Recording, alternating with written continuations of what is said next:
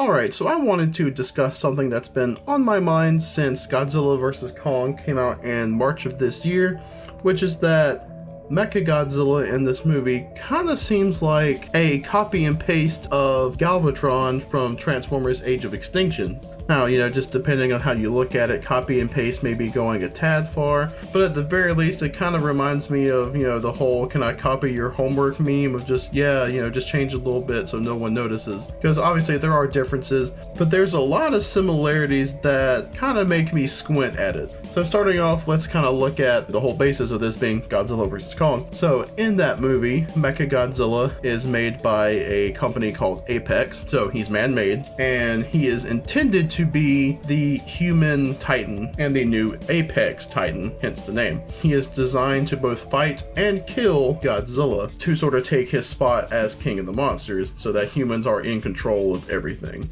You got man-made and designed to fight and kill what he's based on. You go into the fact that they used Ghidorah's skull from Kevin, the left head that got ripped off in King of the Monsters in the ocean fight with Godzilla. Because with Ghidorah apparently having a psychic link with the other heads, they use Ren Serizawa to sort of pilot and control him, at least for the initial tests. But even though it doesn't really come off in the movie without kind of thinking about it, I would say, because some people were kind of confused on this when the movie came out. Ghidorah's spirit was supposed to be lingering inside of that skull, and it got transferred into the Mechagodzilla body. So Ghidorah takes over, goes on a rampage in Hong Kong, and eventually fights and overpowers Godzilla. And of course, once Godzilla and King Kong sort of team up, and with the help of Godzilla superpowering his axe weapon, Kong eventually destroys Mechagodzilla. So the big points there being, once again, Mechagodzilla is man-made, he's meant to fight off the thing that he is based on, and the body ends up being possessed by basically the arch enemy of the hero character. And of course, Mechagodzilla is modeled after Godzilla, so he's also meant to look like the hero character.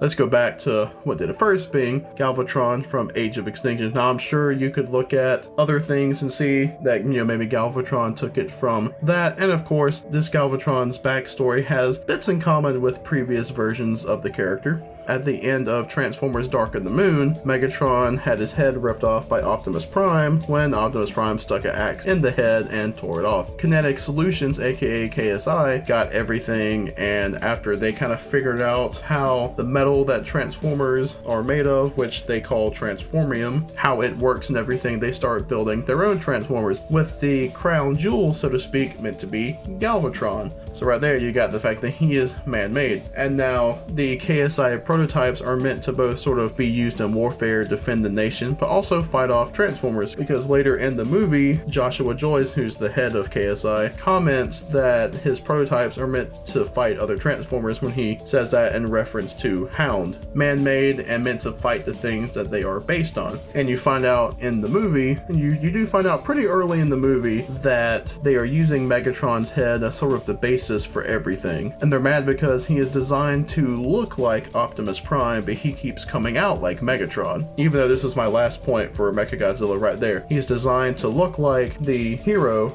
It's a bit different just because he keeps turning out like the bad guy, but at the very least the intention is there.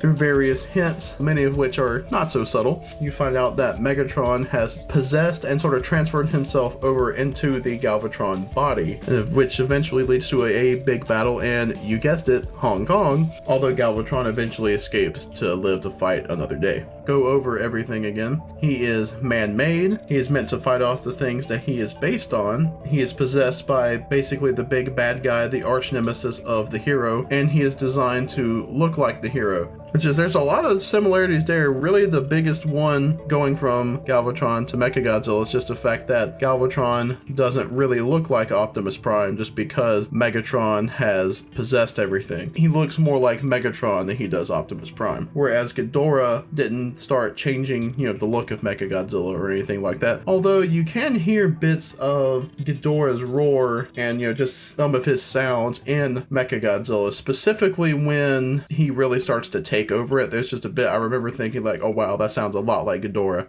There's that difference of just Galvatron not looking exactly like Optimus Prime or anything. And then of course Galvatron lives, whereas Mechagodzilla was destroyed. And again, this doesn't take away from Godzilla versus Kong in any way. I really enjoyed that movie. It's just one of the things where even before the movie came out, just because Mechagodzilla being in the movie was spoiled for me a while in advance. But I mean, you could even see him in the first few seconds of the first trailer, so it's not like it wasn't known that he was in the movie. But I remember even, I can't remember if it was revealed, because I want to say there was like a set picture that came out of Ghidorah's skull. And I remember thinking, oh wow, they're kind of doing the Age of Extinction thing, I bet, where the head of, the arch nemesis possesses the man-made body. Then, lo and behold, it happened, and just a few more similarities here and there, which really just made me kind of go, wow, like this really is Galvatron.